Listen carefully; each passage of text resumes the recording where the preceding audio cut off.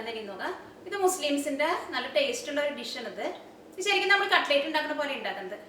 ഇത് വെജ് ഉണ്ടാക്കും, non veg ഉണ്ടാക്കും. ഇത് ഞാനിവിടെ ചിക്കൻ വെച്ചിട്ടാണ് ഉണ്ടാക്കുന്നത്. കട്ട്ലേറ്റിന് നമ്മൾ കോട്ടിങ്ങിന് വേണ്ടിയിട്ട് ബ്രെഡ് ക്രംസ് ആണ് കൊടുക്കണമെന്നുണ്ടെങ്കിൽ ഇതിന് നമ്മൾ കോട്ടിങ്ങിന് വേണ്ടിയിട്ട് സേമിയാണ് കൊടുക്കുന്നത്. അപ്പോൾ നമുക്ക് നോക്കാം എനിക്ക് വേണ്ട സാധനങ്ങൾ എന്തൊക്കെയാണ്. അതിന് വേണ്ടിയിട്ട് ഞാനിവിടെ 250 ഗ്രാം ബോൺലെസ് ചിക്കൻ എടുത്തിട്ട് വേവിച്ചിട്ട് ഒന്ന് ഷെഡ് ചെയ്തെടുത്തിട്ടുണ്ട്. പിന്നെ വേണ്ടത് സവോളയാണ്. അതിന് വേണ്ടിയിട്ട് ഞാൻ ഒരു മീഡിയം സവോള ചോപ്പ് ചെയ്തെടുത്തിട്ടുണ്ട്. പിന്നെ പച്ചമുളക് നമ്മുടെ എരിവിനനുസരിച്ച് ചേർക്കാം. പിന്നെ 2 table spoon ginger garlic paste. പിന്നെ നമുക്ക് ഇതിലേക്ക് വേണ്ട മസാലപ്പൊടികൾ. അതിന് വേണ്ടിയിട്ട് ഞാൻ ഇവിടെ 1 ടേബിൾ സ്പൂൺ മഞ്ഞൾപ്പൊടി എടുത്തിട്ടുണ്ട്, 1 ടേബിൾ സ്പൂൺ മുളക് പൊടി, 1.5 table spoon garam masala, 1/4 table spoon മഞ്ഞൾപ്പൊടി, 1/2 ടേബിൾ സ്പൂൺ കുരുമുളകിൻ്റെ പൊടി. പിന്നെ ഞാനിവിടെ മല്ലിയില എടുത്തിട്ടുണ്ട്, പുതിനയില എടുത്തിട്ടുണ്ട്. ഇത് രണ്ടും കുറേശ്ശെ എടുക്കുക. പിന്നെ വേണ്ടത് ഉരുളൻകിഴങ്ങാണ്. അതിന് വേണ്ടിയിട്ട് ഞാനിവിടെ 3 ഉരുളൻകിഴങ്ങ് ഇതിലേക്ക് ആവശ്യത്തിന് ഉപ്പും 1 നുള്ളു മഞ്ഞൾപ്പൊടിയും കൂടി ഇട്ടിട്ട് നന്നായിട്ട് വേവിച്ചെടുത്തിട്ടുണ്ട്. പിന്നെ ഇത് ഫ്രൈ ചെയ്തെടുക്കാൻ വേണ്ടിയിട്ട് മുട്ടയും വേണം, സേമിയയും വേണം. ഇതിലേക്ക് നമ്മൾ സേമിയ എടുക്കുമ്പോൾ വറുത്ത സേമിയയാണ് എടുക്കേണ്ടത്, വറുക്കാത്ത സേമിയാണ് വേണ്ടത്. അപ്പോൾ നമുക്ക് നോക്കാം എങ്ങനെ ഉണ്ടാക്കാമെന്ന്. ഇനി നമുക്ക് കിളിക്കൂട് ഉണ്ടാക്കാൻ വേണ്ടിയിട്ട് അതിലേക്കുള്ള മസാല ഉണ്ടാക്കാം. അതിന് വേണ്ടിയിട്ട് ഒരു പാൻ വെച്ചിട്ട് ചൂടാക്കാം. ഇതിലേക്ക് നമുക്ക് ആവശ്യത്തിന് ഓയിൽ ഒഴിക്കാം.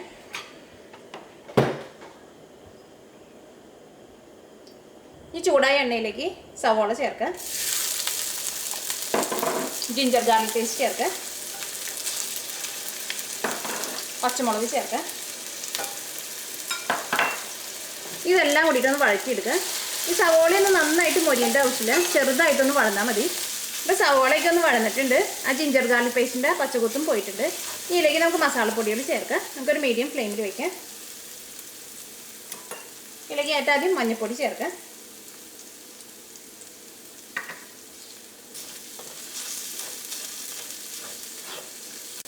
ഇപ്പോൾ മഞ്ഞൾപ്പൊടി എണ്ണയിലൂടെ നന്നായിട്ട് മൊരിഞ്ഞിട്ടുണ്ട്. ഇതിലേക്ക് നമുക്ക് മല്ലിപ്പൊടി ചേർക്കാം.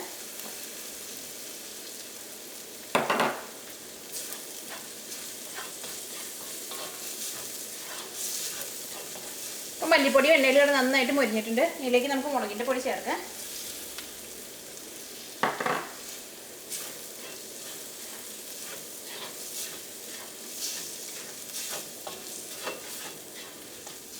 ഇതിലേക്ക് ഷെഡ് ചെയ്ത് വെച്ചാൽ ചിക്കൻ ചേർക്കാം.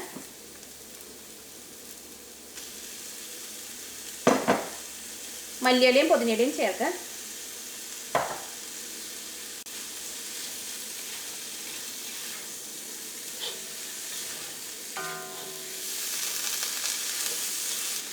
ഇതിലേക്ക് ഗരം മസാല ചേർക്കാം.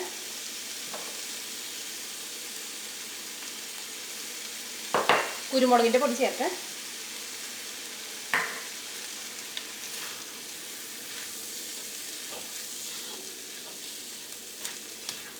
ഇതിലേക്ക് മസാലകളൊക്കെ നന്നായിട്ട് മിക്സ് ആയിട്ടുണ്ട്. ഇനി ഇതിലേക്ക് പുഴുങ്ങി വെച്ചേക്കണ പൊട്ടറ്റോ ചേർക്കുക. പൊട്ടറ്റോ ചേർക്കുമ്പോൾ നന്നായിട്ട് ഉടച്ചിട്ട് വേണം ചേർക്കാൻ വേണ്ടിയിട്ട്. ഇതിലേക്ക് പൊട്ടറ്റോ ചേർക്കാം.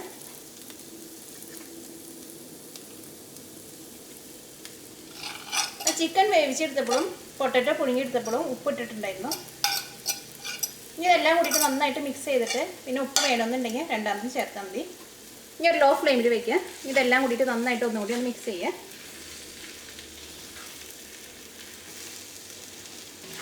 തീ ഓഫ് ചെയ്യുക. ഇനി ഇത് നന്നായിട്ട് ചൂടാറി കഴിയുമ്പോൾ നമ്മൾ കൈ വെച്ചിട്ട് ഒന്നും കൂടി നന്നായിട്ടൊന്ന് മിക്സ് ചെയ്തെടുക്കണം. അത് കഴിഞ്ഞിട്ട് വേണം ഇത് നമുക്ക് എണ്ണയിലിട്ടിട്ട് പൊരിച്ചെടുക്കാൻ വേണ്ടിയിട്ട്. ഇപ്പോൾ മിക്സ് നന്നായിട്ട് ചൂടാറിയിട്ടുണ്ട്. ഇത് കൈ കൊണ്ട് നന്നായിട്ടൊന്ന് കുഴച്ചെടുക്കുക. ഇതിലേക്ക് ഉപ്പ് നോക്കിയിട്ട് വേണമെന്നുണ്ടെങ്കിൽ ഉപ്പും കൂടി ചേർക്കാം. ഈ ചിക്കൻ നമ്മൾ ഷെഡ് ചെയ്തെടുക്കുമ്പോൾ ബോൺലെസ് ചിക്കനേക്കാളും എപ്പോഴും ടേസ്റ്റ് കൂടുതലുണ്ടാവുക ബോണുള്ള ചിക്കനായിരിക്കും. ആ ബോണുള്ള ചിക്കൻ ആയിരുന്നാലും നമ്മളത് വേവിച്ച് കഴിഞ്ഞിട്ട് അതിൽ മീറ്റ് മാത്രമായിട്ട് സെപ്പറേറ്റ് ആക്കി എടുത്താൽ മതി. ഇപ്പോൾ ഇത് നമ്മൾ നന്നായിട്ട് കുഴച്ചെടുത്തിട്ടുണ്ട്. ഇനി ഇതിനകത്തുനിന്ന് ഓരോ ചെറിയ ഉരുളിയാക്കിയിട്ട് എടുക്കണം. പിന്നെ മുട്ട നന്നായിട്ടൊന്ന് ബീറ്റ് ചെയ്തെടുക്കണം. ഇതേപോലെ ഓരോ ചെറിയ ഉരുളിയായിട്ട് എടുക്കുക. ഇത് ഏറ്റവും ആദ്യം മുട്ടയിലൊന്ന് ഡിപ്പ് ചെയ്യുക.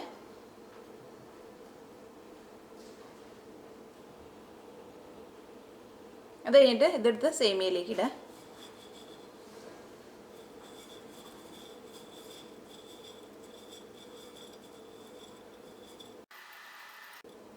ഇതെല്ലാനും ഇങ്ങനെ സേമിയയിൽ ഇങ്ങനെ ഡിപ്പ് ചെയ്തെടുക്കുക.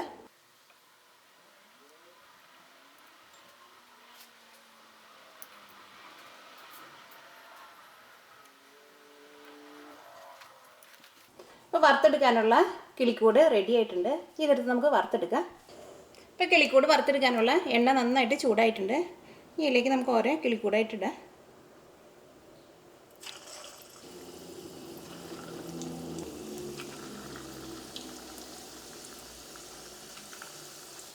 ഒരു മീഡിയം ഫ്ലെയിമിലിട്ടിട്ട് വറുത്ത് കോരിയെടുക്കുക.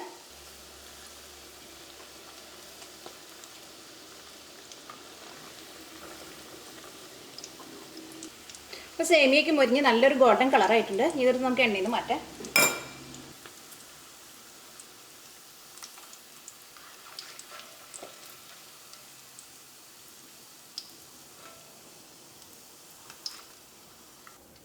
ഇതേപോലെ ബാക്കിയുള്ളതും ഇങ്ങനെ തന്നെ വറുത്തെടുക്കുക.